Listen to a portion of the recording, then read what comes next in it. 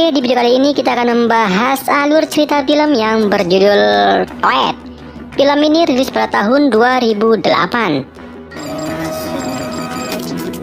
Film ini menceritakan seorang laki-laki yang masih duduk di bangku sekolah SMA. Dirinya sudah banyak melakukan peretasan untuk membantu orang yang ditindas. Hingga pada suatu hari dirinya direkrut oleh agen Jepang yang bernama Trade untuk membantu negara melawan teroris. Tanpa basa-basi, kita lanjut saja ke videonya.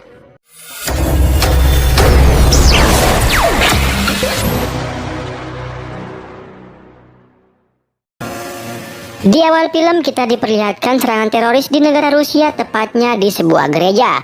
Mereka menyebarkan virus yang sangat mematikan, membuat semua jamaah meninggal di tempat. Sedangkan agen rahasia negara Jepang yang bernama Trade, anggota mereka sangat khawatir dan memprediksi target penyerangan teroris berikutnya, yaitu kota Tokyo. Terlihat seorang laki-laki yang jenius bernama Taka, dirinya sedang melakukan peretasan. Tiba-tiba datang agen Trade membawa Taka ke markasnya. Kemudian pemimpin Trade menawarkan Taka untuk bergabung melawan teroris. Tapi Taka, dirinya malah menolaknya.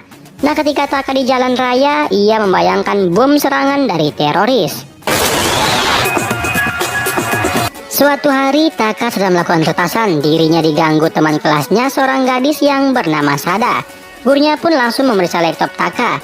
Ia pun dimarahi dikarenakan main game di jam pelajaran. Setelah pelajaran selesai, seorang gadis yang bernama Anzai, ia disuruh menghadap ke ruangan gurunya. Kemudian gurunya mencari kesalahan Anzai dan mengancam Anzai jika dirinya tidak mau digesek oleh gurunya maka dirinya akan diskor. Anzai yang tidak ingin digesek, ia pun keluar dan ia dilihat oleh Taka.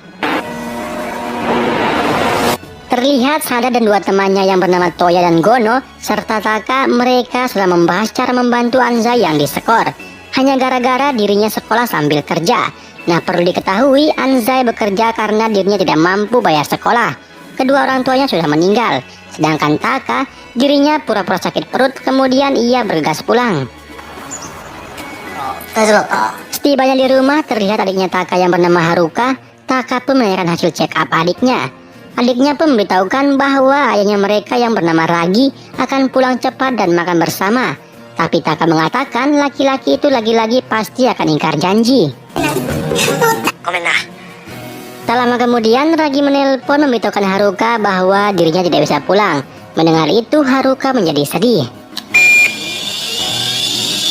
Taka pun masuk ke kamar, kemudian ia menyamar menjadi Anzai dan mengatakan asalkan gurunya tidak jadi men-skor dirinya maka ia akan melakukan apapun. Sebagai bukti, dirinya mengirimkan gurunya foto yang terlinjing. Gurunya yang tidak tahu, ia pun sangat kesal melihat logo Taka yang disebut Falcon. Taka pun langsung menyadap komputer gurunya. Terlihat banyak foto siswa yang sudah menjadi korbannya. Esok harinya gurunya dipanggil ke ruangan kapsek. Ia pun melihat bukti video yang dikirimkan oleh Taka, membuat ia sangat stres. Ia pun mengetahui itu adalah perbuatan Taka. Sedangkan Sada dan Anzai, mereka terlihat senang. Mereka pun diberitahukan oleh Gono bahwa ada seorang yang meretas komputer gurunya. Taka pun datang, ia dicurigai oleh Anzai dan Toya. Sedangkan Sada malah ia mengajak Taka dengan mengatakan mana mungkin laki-laki noob melakukan itu. Di perjalanan, Taka diikuti oleh dua agen Trade yang bernama Hanabi dan Zaz. Mereka memaksa Taka untuk mengikuti mereka. Nah, jika Taka tidak mau ikut, maka mereka akan menangkapnya, dikarenakan dirinya telah meretas komputer milik gurunya. Taka pun berbicara dengan bos Trade yang bernama Sono. Ia diberikan siraman rohani dan sebuah laptop yang khusus untuk divisi 3. Kemudian, Taka mengatakan dirinya harus berbicara dengan ayahnya. Ia pun menemui ayahnya dan memberitahukannya. Ternyata Ragi juga seorang agen Trade. Ragi menyarankan agar Taka tidak bergabung dikarenakan Ragi tidak bisa melindungi dirinya. Taka pun mengatakan tahu semua itu. Dirinya hanya meminta untuk hari ini saja agar Ragi bisa pulang cepat dan makan bersama dengan Haruka. Ragi pun berjanji apapun yang terjadi dirinya akan pulang cepat. Kemudian mereka berdua tersenyum selayaknya sebagai keluarga. Taka pun langsung memulai rencananya menggunakan laptop tersebut membuat dirinya tidak menghiraukan Sada.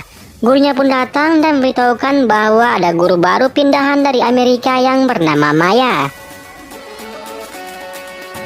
Taka yang terpesona melihat Maya, Sada pun memukul kepalanya, membuat Maya menghampiri Taka dan melihat laptop yang diberikan oleh Sono. Ia pun menyuruh Taka setelah pelajaran selesai untuk menemui dirinya. Mendengar itu, Taka sangat senang. Di sisi lain, terlihat seorang wanita yang bernama Sawah. Dirinya diberitahukan oleh Ragi bahwa ada yang mencoba mengambil data rahasia dilakukan oleh orang dalam. Ia pun dilarang untuk memberitahukan orang lain. Kemudian, ada seorang laki-laki yang mencurigakan bernama Kano ingin menghampiri Ragi. Tapi, dia ditelepon oleh seniornya yang bernama Okta, membuat Kano pergi. Di sini, Ragi diberitahukan isu teroris tersebut kemungkinan benar dan menyebabkan hancurnya saham negara Jepang. Ia pun meminta kepada Okta agar bertemu langsung untuk memberitahukan ada mata-mata di dalam markas mereka. Sedangkan Taka, ia ke ruangan Maya dan melihat sesuatu yang sangat menggiurkan. Maya pun sengaja menaruh laptopnya dan masuk ke akuarium, membuat laptopnya jadi matot. Maya pun minta maaf dan akan menggantinya dengan yang baru. Nah, Ragi dan Okta pun bertemu. Ia diberikan bukti kejahatan disimpan di sebuah memori.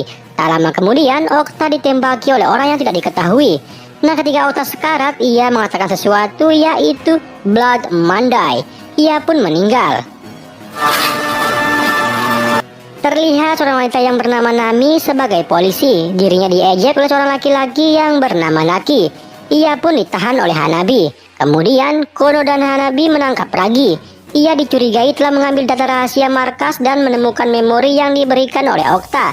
Ragi dituduh sengaja bertemu diam-diam dengan Okta agar bisa menghabisi Okta. Dan tiba-tiba ada boom. Sedangkan Taka, ia mendapatkan telepon. Ia diberitahukan oleh ayahnya untuk tetap menjaga Haruka dan mengatakan mereka tidak akan pernah bertemu lagi.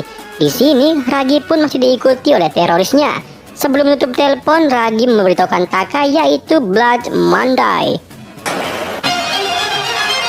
Ketika Taka sampai rumah, ia dikagetkan oleh Naki. Ia pun di sini pura-pura tidak tahu apa-apa yang terjadi. Ia pun diberitahukan bahwa ayahnya kabur dikarenakan telah menghabisi orang.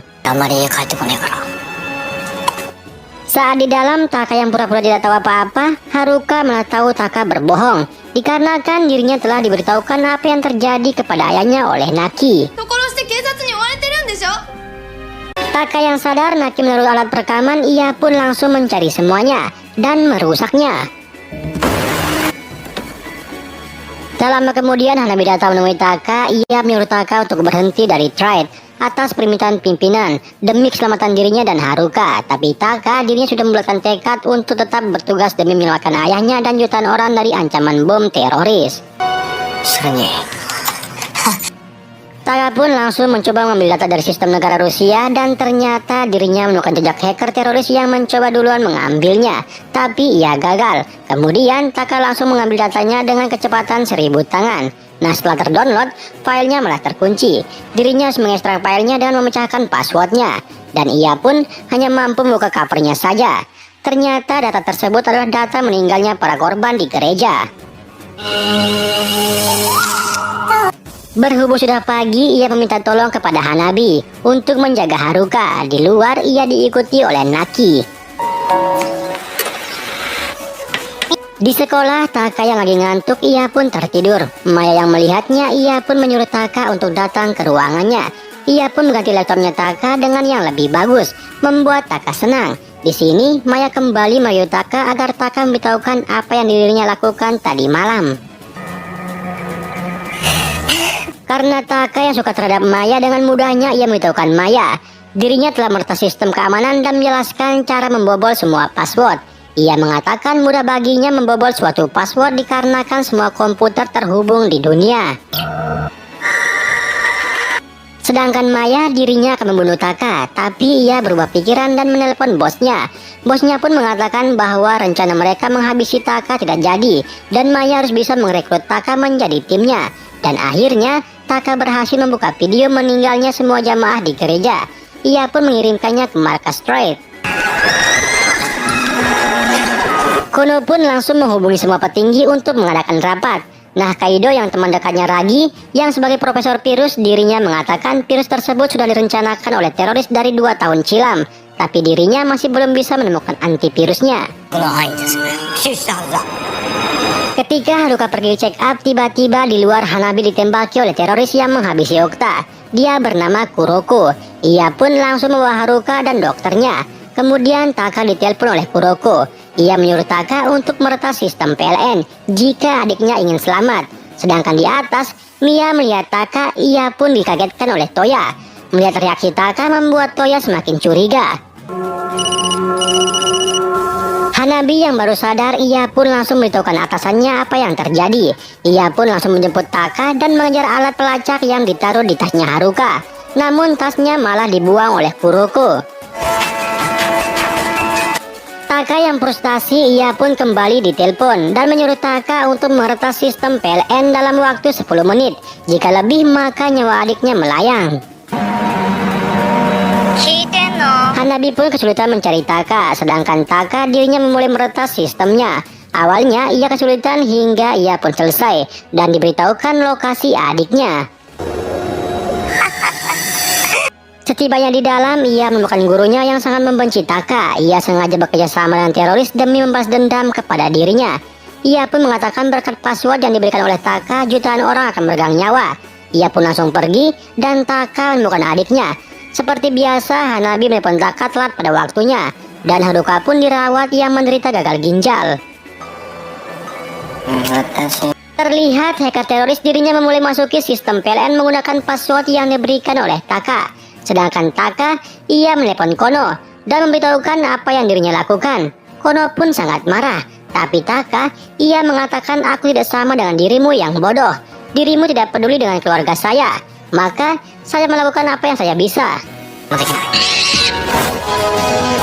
Ia pun memberitahukan Kono bahwa password yang diberikan ke teroris itu akan menyebabkan mereka masuk ke jebakan yang Taka buat di sistem PLN. Mendengar itu, Kono langsung menyuruh anak buahnya untuk mengikuti perkataan Taka. Mereka pun memulai perang lewat internet. Di sisi lain, para teroris sudah menyiapkan bom virusnya. Mereka yang bingung akan apa yang dilakukan oleh musuh. Tiba-tiba seorang laki-laki yang bernama Ichigo sadar bahwa teroris akan memulai masang virusnya di rumah sakit. Tapi ternyata dugaan mereka salah. Teroris menargetkan sebuah mall yang baru launching. Setelah mengetahui target, Taka langsung menghabisi dan mengunci pergerakan hacker terorisnya, membuat ia sangat marah. Polisi dan para agen yang sudah berada di tempat yang sudah ditetapkan tiba-tiba lampunya mati, membuat Kono marah dikarenakan Taka mengatakan lampunya tidak akan mati. Dan ternyata mereka langsung datang ke PLN dan menghabisi petugas dan para pegawainya. Taka yang baru sampai di TKP, ia bertemu dengan badut. Dirinya melepas sebuah balon. Ia pun langsung berlari.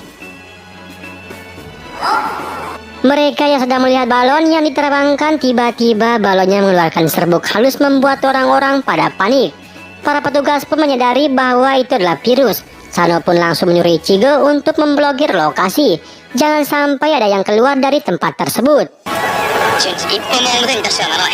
Akhirnya bantuan evakuasi pun datang, sedangkan di sisi lain Zaz bertarung melawan Kuroko. Di sini Kuroko tidak jadi menembak Zaz. Ia hanya mengatakan Blood Monday, dan Maya pun juga mengatakan Blood Monday. Sedangkan di mall salah satu orang mulai batuk mengeluarkan darah dan diikuti dengan orang lain yang terinfeksi. Kini virusnya sudah mulai menyebar. Kono pun ditelepon oleh Menteri Pertahanan untuk melakukan rencana B. Ia pun langsung siap-siap dan para petugas sudah bersiap akan menembaki semua orang yang ada di dalam. Tapi Ichigo mencoba menyuruh Kono untuk menunda sebentar sampai virusnya bisa dianalisis. Sedangkan di dalam orang-orang desak-desakan berusaha ingin kabur. Hanabi pun mencoba menghadang mereka dengan menodongkan senjata. Taka yang frustasi, tiba-tiba dirinya ingat orang yang telah menerbangkan balon. Kemudian ia memberitahukan Kono. Kono pun langsung mengatakan mengapa dirinya baru memberitahukan Kono. Lalu Taka pun langsung melacak badut tersebut melalui CCTV. Setelah mengetahui lokasinya, Kono pun langsung memberitahukan bawahannya untuk menangkap badut tersebut sebelum mereka meninggal. Nah, Taka yang sendirian mencari badut tersebut, ia bertemu dengan orang yang terinfeksi. Ia pun melihat video orang yang terinfeksi, dan ternyata Taka melihat cincin yang digunakan sama dengan badut tersebut, bahwa para teroris telah mempermainkan mereka. Taka pun langsung berlari memberitahukan Kono, dan berusaha untuk keluar. Nah, dikarenakan orang-orang berebutan ingin keluar, membuat Taka terhambat. Sedangkan di luar, petugas sudah siap-siap dalam posisi menembak. Dan akhirnya, Taka berhasil keluar paling depan. Ia pun langsung ditembak. Beruntungnya, Taka diselamatkan oleh Hanabi. Kono pun langsung memberitahukan Ichigo bahwa ini adalah penipuan. Hasil lab pun juga keluar. Hasilnya negatif. Ia pun langsung memberitahukan Kono. Dan akhirnya, semua selamat. Oke, cukup sekian video kali ini. Jangan lupa tinggalkan like and subscribe channel ini agar channel ini bisa berkembang dan makin berkembang.